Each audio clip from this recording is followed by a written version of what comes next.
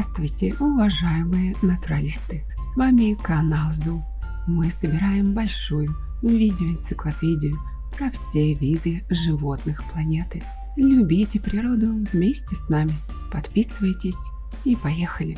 Лемуры Лори – это некрупные лемуры с огромными жалостливыми глазами, ставшими причиной многочисленных людских симпатий. Это крайне ленивое существо относится к одним из древнейших млекопитающих на планете. Ученые до сих пор поражаются тому факту, что лори сумели таки дожить до наших дней в условиях жесткой животной конкуренции. При своей-то лени малый лори или медленный лори или маленький толстый лори или карликовый лори – это вид приматов из семейства лориевых. По историческим данным, первые приматы появились на Земле около 65 миллионов лет назад, а первые лемуровидные – более 30. Лемуры лори являются близкими родственниками галаговых. Ролик о галага, как и о мадагаскарских кошачьих лемурах, есть на канале. Распространен пучеглазый пухляж в Юго-Восточной Азии, в лесах Вьетнама, Лаоса и Камбоджи.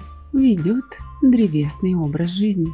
Ранее встретить лори можно было на Мадагаскаре, а также в некоторых засушливых регионах Африки. Из-за экстремального снижения численности в данных регионах зверьки больше не живут. Маленькие лори такие же, как и остальные лори, только толстые. Они достигают длины до 40 сантиметров, весят до 1,5 килограмм. Самый маленький калимантанский лори весит всего 270 грамм. Шерстка короткая, густая и мягкая, желтоватая или сероватая, с полосой вдоль позвоночника. Лорики – ночные приматы, обитающие на деревьях и использующие 4 конечности для передвижения. Они всеядны и кушают как растения, так и насекомых. Имеют замедленный среди приматов метаболизм. Их вовсю ловят и кушают питоны, орлы и орангутаны. Кстати, ролик об этих умнейших древесных приматах есть в плейлисте «Приматы». Популярность пушистых зверьков по всему миру вызвана их удивительным внешним видом. Главная черта лори – крупные, выразительные глаза, вызывающие сочувствие и жалость. При этом уши у зверьков очень маленькие и практически незаметны. Лемуры этого класса напоминают нечто среднее между обезьянами и ленивцами. Их зачастую так и называют – полуобезьяны. Глаза лори окружены обрамлением, напоминающим очки. Благодаря такой особенности зверьков часто ассоциируют с клоуном. К слову говоря, в переводе с голландского «лорис» означает «клоун». Лемуры лори всеядны, однако отдают предпочтение плодам растений. Связано это с их ленью и отсутствием достаточных возможностей для охоты. Маленькие особи довольствуются пыльцой цветков, уже взрослые представители могут поужинать и корой дерева. В основном все лори питаются побегами бамбука, кокосовым молоком, финиками, бананами, листьями различных деревьев и другими плодами. При этом некоторые, более активные, пополняют основной рацион насекомыми, небольшими ящерицами, хамелеонами и лягушками. Лори вобрали в себя жизненные принципы ленивцев.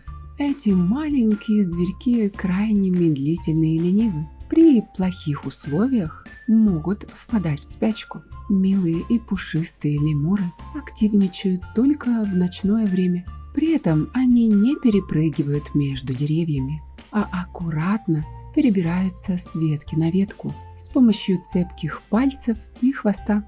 Безупречная ориентация в темное время суток возможна благодаря острому слуху и их особому зрению. При охоте и столкновении с другими представителями фауны лори издают достаточно громкие звуки. Они похожи на чириканье и посапывание. При серьезной угрозе они начинают кусать своего обидчика. В крайне опасных ситуациях они поражают противника локтями, в которых содержится яд. Ну а о яде чуть позднее. Живут лемуры как в одиночку, так и в группах. Семьи образуются из одного самца, вожака, и нескольких самок. Уже к 1,5 годам самцы лемуров лори готовы к созданию своей медлительной группировки.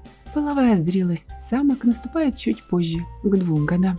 При этом пары образуются далеко не сразу. Самец и самочка избирательно подходят к выбору партнера, долго выбирая того самого. Беременность длится чуть больше 6 месяцев. За один раз самка может родить не более 2 детенышей. Рождаются лемуры уже с открытыми глазками и покрытые редким мехом. Они сразу же цепляются крепкими пальцами за живот мамы, где и проводят первые 1,5-2 месяца своей жизни. Причем детеныши лори не сидят просто на матери неподвижно. Они часто кочуют между родителями, а также другими членами семьи, цепляясь за густую шерсть родственников.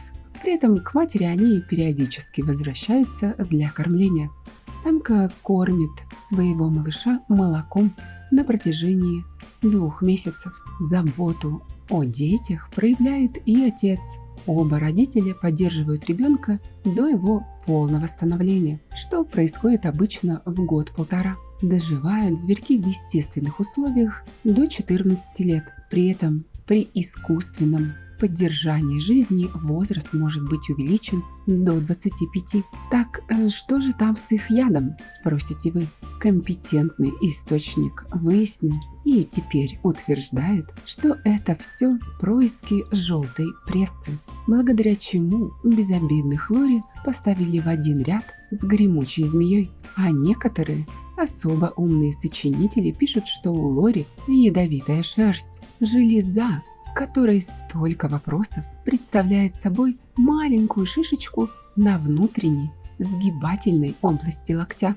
Если зверька потревожить или напугать, или же взять на руки, он сразу же быстренько выделяет микрокапельки прозрачной пахучей жидкости из этой железы. Самец, будучи посмелее, аж встает в защитную позу, задирает руки вверх и обмазывает секретом из железы шею и голову. Также лори постоянно облизывают железу на предплечье и обтирают лапкой голову. Примерно так, как умываются наши котики.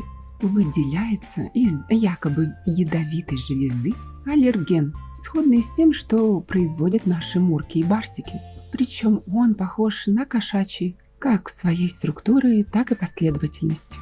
Homo sapiens, укушенные этим приматом, могут впасть в анафилактический шок.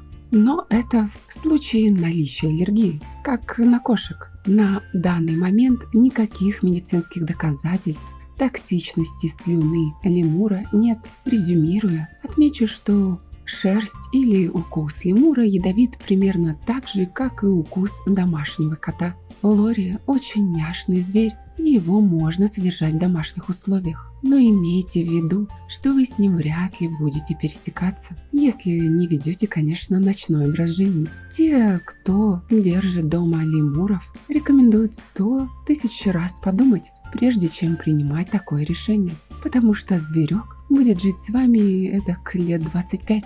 В отношении толстых лори есть еще один важный момент – это браконьерство. К сожалению, эти милахи есть в списках у всех браконьеров и нелегальных торговцев экзотическими животными. Они очень неохотно размножаются в неволе, поэтому, несмотря на все запреты и уголовную ответственность за их отлов, их все-таки отлавливают и контрабандой перевозят за границу. И опять же печально то, что благодаря варварской системе транспортировки выживают далеко не все. В итоге в 2007 году вид признан исчезающим. Возможно, люди уже бездумно выписали для лори билет в один конец. А вы хотели бы 25 лет не спать ради своего толстенького лори? Пишите в комментах. насколько целесообразно заводить экзотических животных в домашних условиях. А еще я, как обычно, прошу вас написать, о каком из животных вы хотели бы увидеть в следующее видео.